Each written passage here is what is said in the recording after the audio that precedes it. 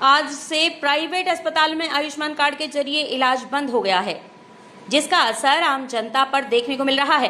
दरअसल 2018 से प्रधानमंत्री मोदी ने आयुष्मान कार्ड योजना शुरू की थी, जिसके तहत 5 लाख तक का मुफ्त इलाज दिया जाता है। लेकिन अब प्राइवेट अस्पतालों ने आईएमए के ऐलान पर आयुष्मान कार्ड के जरिए इलाज करना बंद कर दिया है। और इस बारे में जानकारी देते हुए डॉक्टर सरवाल और डॉक्टर गुलशन अरोड़ा ने बताया कि आज से पूर्ण तरीके से इलाज को बंद किया गया है, क्योंकि अस्पताल का बहुत सा पैसा बकाया है।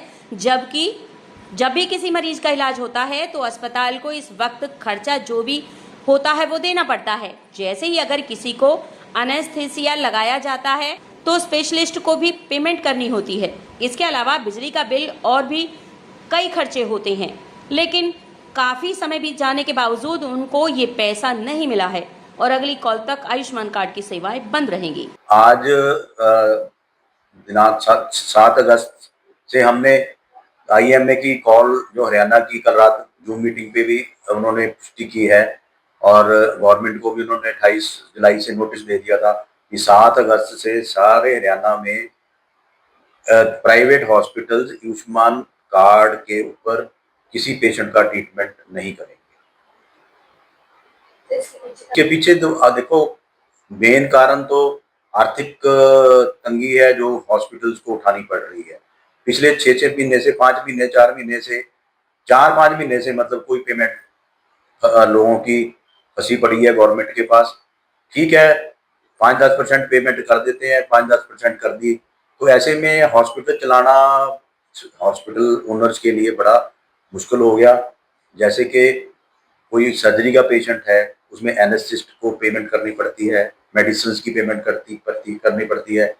जैसे कि ऑर्थो या कार्डियोलॉजी या यूरोलॉजी में इम्प्लांट्स की पेमेंट उसी टाइम करनी पड़ती है। क्यों?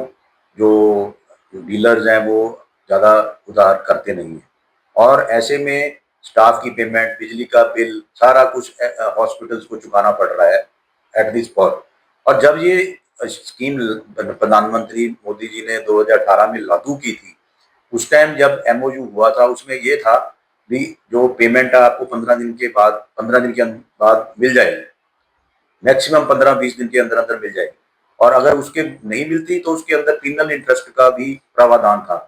हम तो ये चाहते हैं भी ये पेमेंट 15-20 दिन या मैक्सिमम टू मैक्सिमम मंथली हो जाए ताकि हॉस्पिटल ओनर्स के लिए कोई प्रॉब्लम ना आए। हाँ, ये स्कीम बड़ी अच्छी है, गरीब आदमियों के लिए बड़ी अच्छी स्कीम है और आम आदमी इसमें बहुत फायदा उठा रहा है। पीछे इलेक्शंस में भी हमने कैंपेनिंग में भी, यहाँ भी हमने बीजेपी के सपोर्ट में जो कैंपेनिंग करी है, पेशेंट्स को बताते थे, उनको सक्सेस स्टोरी बनती थी कि ये बीजेपी गवर्नमेंट की अच्छी स्कीम है और इससे गवर्नमेंट की छवि बनती है।